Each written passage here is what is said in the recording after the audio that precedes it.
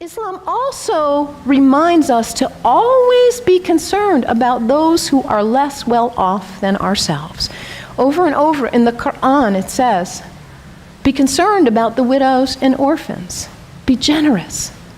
I brought some soup as a symbol of generosity, giving,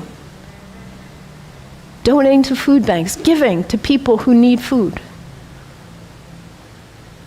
I think about Muhammad almost like a social genius.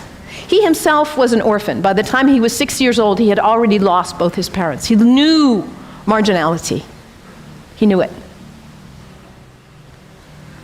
And what happens when there is imbalance in a society where there are some who have a lot and some who don't have enough? What happens here? Those who don't have enough are suffering, aren't they? Out of their lack of nutrition, food, healthcare, hygiene, educational opportunities, they suffer. And in their suffering, they may experience illness. Their illness doesn't stay there, does it? It spreads to the rest of the people. And in their need, they may choose to engage in activity just to try to put food on the table. And that destabilizes the whole society when you have some without and some with too much. And what about the people with too much? Greed is spiritual bankruptcy. We cannot know well-being in our hearts when we are surrounded with too much while others are suffering. It creates instability. And Muhammad, peace be upon him, he was a spiritual genius, saying, let's bring it back into balance. Let's give. Let's be generous. And this is the third pillar of Islam, zakat, generosity. I love that about Islam. And I love, too, that Islam invites us to take a break from our habits.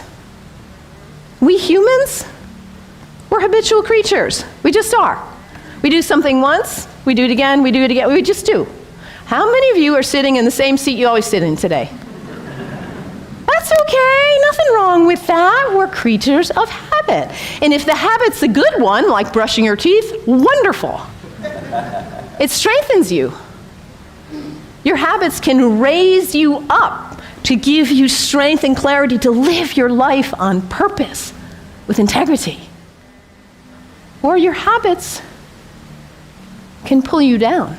To take a break from your habits, because what happens when you try to take a break from your habit, when you try to stop reaching for whatever it is and you cannot?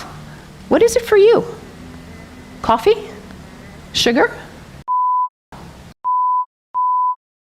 Gossip? What is it for you? This behavior that you're caught in. You know it's not worthy of your best self, and yet there you are. It's isn't it? When we can't stop reaching for it, we can't stop doing it. And yet your life is so valuable, you matter. And to live your life on purpose and to cultivate the habits that raise you and strengthen you so you can be your most beautiful, best, loving, caring, giving self. So to take a break from your habits so you see who's in the driver's seat in your life and put yourself back in the driver's seat. Whatever it is for you, there are other people in this room who have also struggled with in this way and who have overcome it. You can get help. You can do it. Your life matters. It's valuable. This is the next pillar of Islam, fasting. Fasting not just from food, but fasting from other activities and behaviors as well.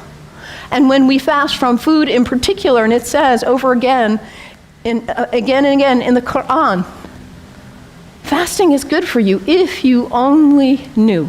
Because we put too much in our bodies, don't we? We stress them. We overeat and put junk. And we don't honor the beauty of ourselves.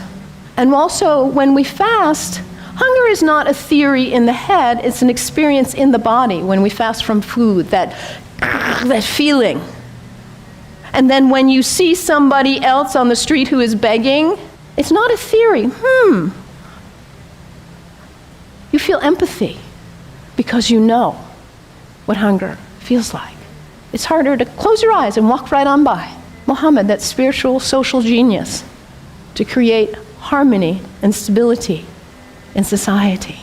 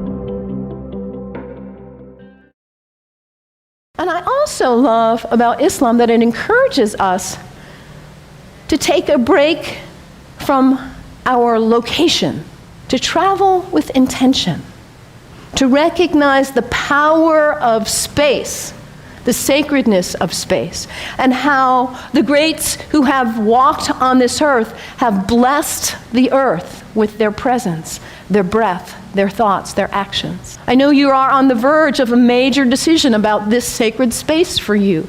You have made this place sacred by your presence here. And as you perhaps choose to move on, you will perhaps make a new place sacred by your use and your love. The earth is sacred. Our places are sacred. And when we travel with intention, we are changed by it. This is the fifth pillar of Islam, pilgrimage. And for Muslims, the pilgrimage is to Mecca, which none of us will probably go there. But where is pilgrimage for you? My last name is Kennedy. My family is Irish. My parents have gone to Ireland. My mother says there are no words to express what it is like to walk in that place of our ancestors, of the great Celtic saints and sages. It may not be Ireland for you or Mecca, but where is it for you? Anybody been to Walden, the place where that great book was written? It's a place of pilgrimage for many of us. Anybody been to Transylvania? A place of pilgrimage for many of us.